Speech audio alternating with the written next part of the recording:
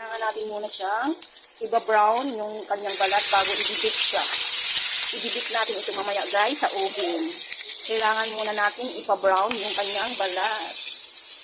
Ayan. Kailangan natin i-brown. Mamaya ito ay brown na siya. Ready to bake na siya guys. Andito na. I-dip na natin ito. Ganyan na siya. Ayan na. Pinainit ko na yung oven. So mainit na siya guys. Sobrang init na talaga.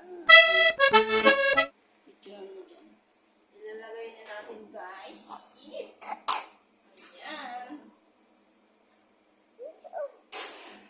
Ayan. Tapos ilalagay natin ang timer. Dito.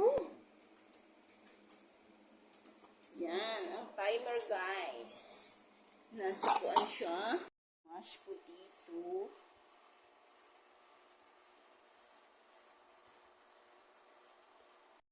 Luto na ang binik nating pork at saka pork and beans. Lagyan natin ng carrots.